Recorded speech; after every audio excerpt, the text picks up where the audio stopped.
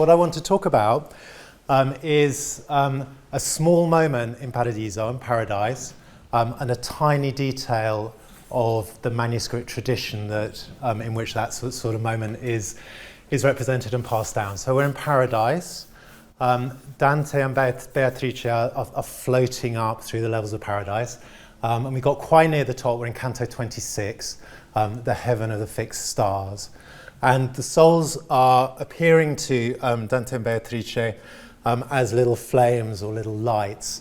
And this is an illustration by Botticelli to give you the idea of, you kind of hint towards what that, it's quite hard to imagine what that was like. So we float up into this level of Paradiso. And Dante, as usual, wants to be introduced to who there is there.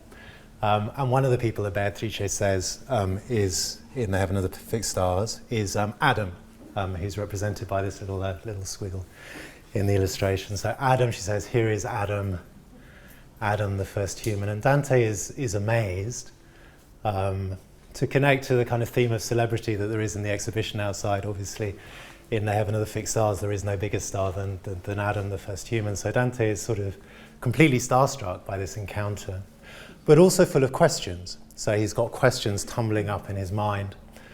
The way communication works in Paradiso is that the blessed souls, you don't actually need to enunciate words, because the blessed souls can see straight into your mind. So Dante doesn't actually need to ask these questions. Adam can see in his mind the questions that he wants to ask. And there are several of them. But perhaps kind of the most pressing one for him is, what language did you speak in the Garden of Eden?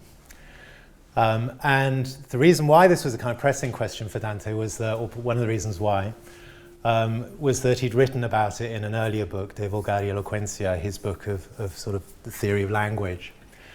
And in that book, he'd sort of adopted a not unusual way of thinking about it, which is that the language created in the Garden of Eden and spoken by Adam must have been Hebrew, and that must have continued pretty much unchanged through until the present day. Everyone would have spoken it up until the catastrophe of the Tower of Babel, at which language diversity would have been introduced. So in wanting to ask this question of Adam, there's a kind of, was I right? I've written about this. Was my idea actually right? And startlingly, Adam says no. Adam says that's completely wrong. And the answer he gives is that, he says, the Hebrew idea is wrong.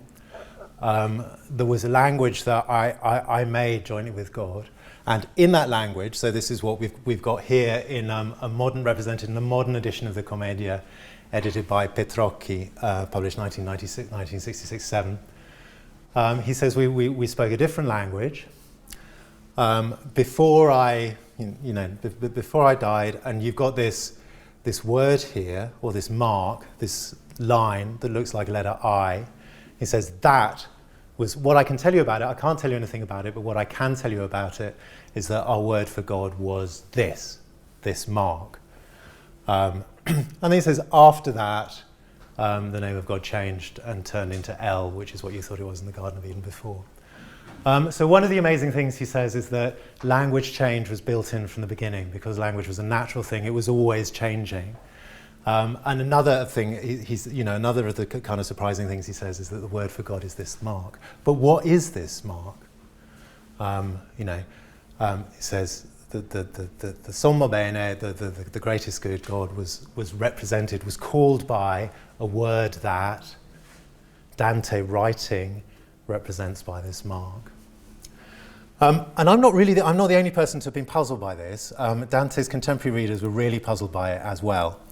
And we can see this by how it's represented in the early manuscripts. So there's no authorial manuscript of the Commedia. We can't go back to a kind of original text and find out what Dante actually wrote. And this kind of fairly good certainty as to what Dante must have written, that's represented by that modern edition I was showing you a moment ago, is arrived at by tremendous scholarly consultation of many different manuscripts and a sort of reconstruction of what the original manuscript must have been. But as soon as the Commedia started being read, as soon as the original manuscript started being copied, differences started being introduced. And what those differences represent is how people understood the poem, what they thought it was saying. And what you see at this moment of the vertical line is a whole set of different ideas about what the line could represent. Actually, I mean, it's this thing of Dante writing in the Commedia as something that shows that he himself was wrong, is a really, really characteristic move of him. I mean, one of the things I like about this moment is that it sort of opens a window, first of all, onto his kind of restless intellectualism, this kind of searching around, this kind of interest in how the history of language and language change can be brought about. But also this amazing imaginative power to turn back on himself and say, not only say, but sort of publicise to the world that my original idea about this was completely wrong. And look, Adam himself is telling me that I was wrong about the language of the Garden of Eden. So Adam says our word for God was not at all El, it was this thing I'm representing by this line. And so copyists, people copying out, reading and copying out the manuscript, reproducing the manuscript, they think, what is this? What shall I write instead? And one thing they thought that mark must represent is the number 1. They thought, okay, this makes sense. Here's the thing, I'm not quite sure what it is. It's a mark that represents the divine. Okay, 1 is a pretty good idea about what it could be. And that's what we get in this manuscript. So that what's written here is un, which is the Italian for 1. And thinking about the kind of context in which this come about, one way in which manuscripts were copied and reproduced was you'd have one monk reading out a manuscript, and other monks sort of copying it down simultaneously. And you can imagine the monks sort of read just saying, okay, that's the number 1, I'm going to read it out. And the person who made this manuscript then writing down what he heard. So one of the things this opens onto is the kind of really importantly oral mode of existence of the Commedia in its early years, which is to say it's a text that people are kind of speaking and reading out. So one possibility is that this mark represents the number 1. Another possibility, and this I really love this one,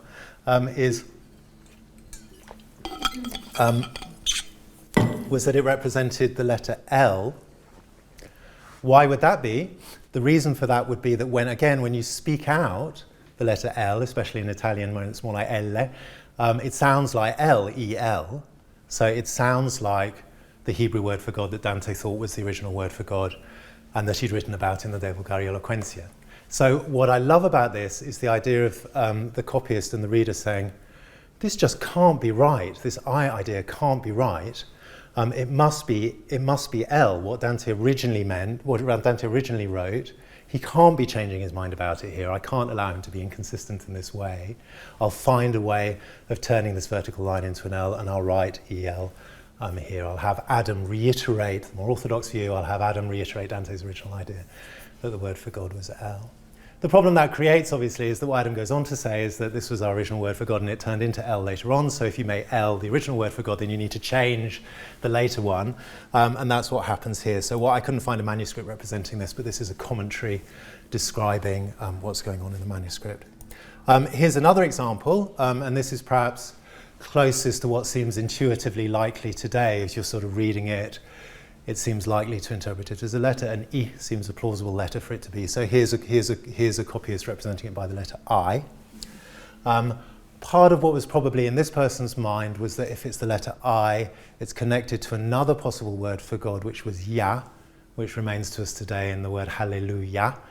And so perhaps that sort of helped him be confident that it was the letter I. But if that's how you're hearing this strange mark, then you might as well write it as a ya to make that clearer.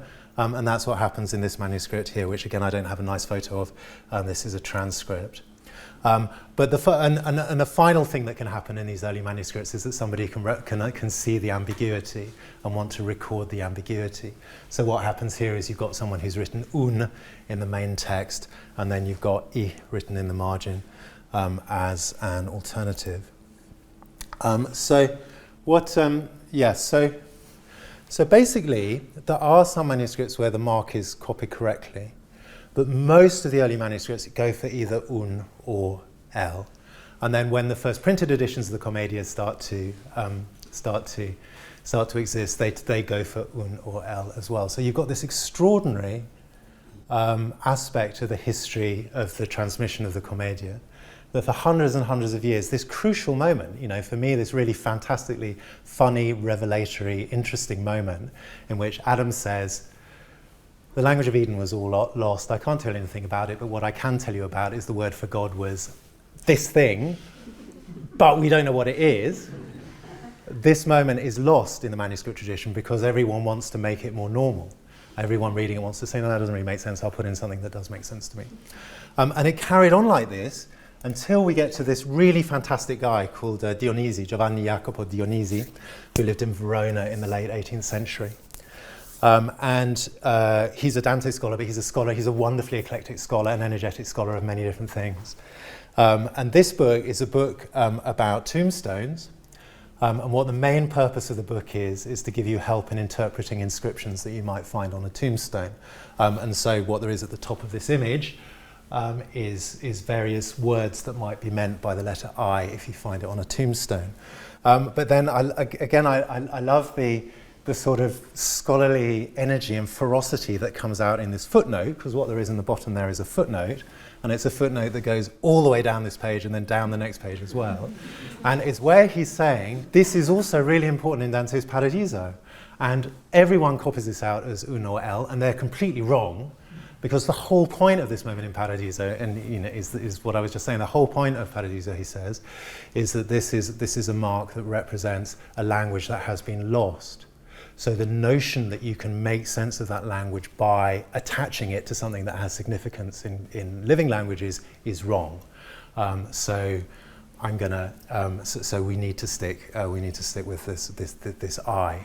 I mean, something that really interests me about this moment, which Dionisi doesn't quite articulate, although I think it is in the back of his mind, is the difference between speech and writing here. So what we've got is Dante writing a text that represents Dante speaking, and Dante's written this mark, this vertical line that looks appropriate as a mark that represents God, and this is one of the things that Dionisi picks up on. He says this is a great sign to use to represent God because it's vertical and upright and things like that.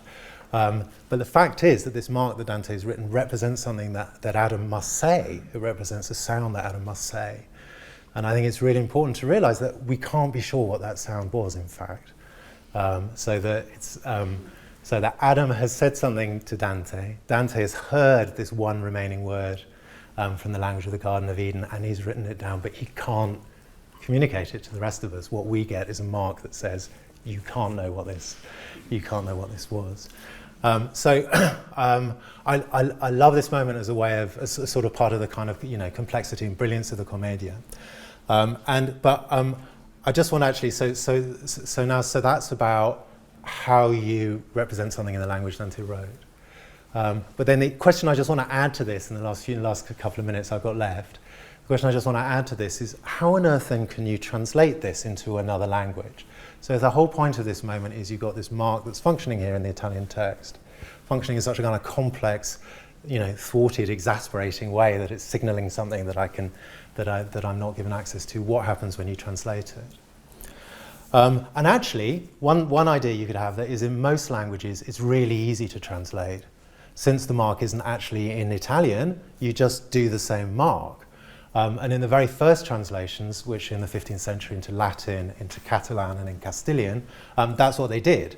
So actually you've got this peculiar thing in the manuscript tradition that some of the most accurate renditions of this mark are in the 15th century Catalan and Latin and Castilian traditions. What happened then in translations after that, however, was that the translations were made from, first of all, from manuscripts and then from printed editions that had the wrong thing in. So when it starts being translated into English, all the translations through the late 18th century and the 19th century and the early 20th century all give either 1 or L, not because that's a translation problem, but because that's what was given in the editions that they were working from. And it's only after 1966 to 7, so only after that edition by Petrocchi that I showed at the beginning, that translators actually had the right text to work from. And of course, when they have the right text to work from, and when you're translating it into English, you get this catastrophic problem. this catastrophic idiosyncrasy of English that the vertical line is also the word for the first person. And, what kind of heresy is this? What kind of egotistical heresy is being enunciated here? That in Eden the word for the divine was also the word for the first person. So you can watch translators into English kind of struggling with this problem. I think Mandelbaum here is trying to keep the two eyes as far apart as possible in the hope that you might not notice the relationship between them. Here's Kirkpatrick doing the opposite, which is just plunging into the problem and putting loads of I's there, so that we just say, okay, it's the same, okay, it's I and this is I, but, let's not worry about it too much. We have Clive James who, daringly just leaves it out. So he says, even before I went down to Hell's Vat, and I'm getting up to this translation problem, and I'm just going to pretend it's not there. I'm just going to say it was named in several ways, and that was fit, and just forget about it and move on to the next thing. So that leaves us with a question about whether it is this an untranslatable moment? Is this something that it's simply absolutely impossible to render in English? And I guess kind of in line with the interactive vibe of this evening, we could just sort of have okay, who's got any ideas about it, or kind of write your ideas on a piece of paper and we'll put them in a tombola and pull them out or something like that. We could do it like that. But I do have an idea actually I wanted to share, and if you do have ideas like that, we can share them afterwards outside in the tea room. But I do have a possible solution I wanted to share, and you can tell me what you think. Before I went down to hell, Adam is saying, and what about if we went for a circle in English? And what I like about this is that it's a shape, a bit like the I, it's a numeral, a bit like 1, and it's a letter, a bit like O. But it's got that similar thing that the vertical line has in Italian, that you simply don't know. You don't know what to do with it. You don't know whether it's the perfect shape. You don't know whether it's an omega, as in alpha and omega. You don't know if it's a zero, as in the kind of unknowable. So if I were translating Dante, that's what I would do, not as a way of translating the divine, but as a way of translating the fact that it is impossible to translate the language of the divine, and that even in Dante's Commedia, the word that Adam pronounces is a word that can't be translated into written language and therefore can't be known. Okay. Thank you.